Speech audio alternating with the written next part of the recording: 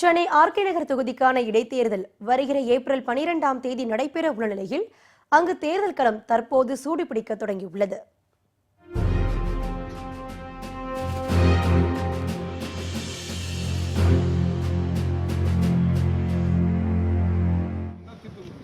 திமுகவின் வேட்பாளராக களமிறங்கியுள்ள மருது கணேஷ் ஆர்கே நகரின் பல்வேறு பகுதிகளுக்கு சென்று பொதுமக்களிடம் வாக்கு சேகரித்தார். முன்னதாக தண்டையார்பேட்டையில் திமுகவின் தேர்தல் பணிமனை திறக்கப்பட்டது.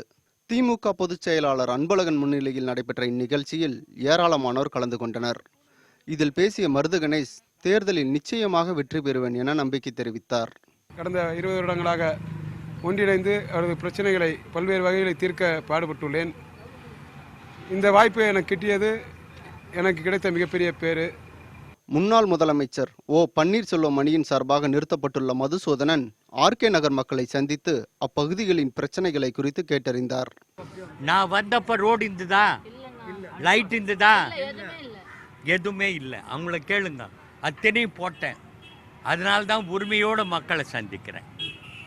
இதேபோல் பாஜக சார்பில் போட்டியிட்டுள்ள கங்கை அமரன் மறைந்த முதலமைச்சர் ஜெயலலிதாவின் சொந்த தொகுதியாக இருந்த போதிலும் ஆர்கே நகர் தொகுதியில் அடிப்படை வசதிகள் ஏதும் நிறைவேற்றப்படவில்லை என குற்றம் சாட்டினார்.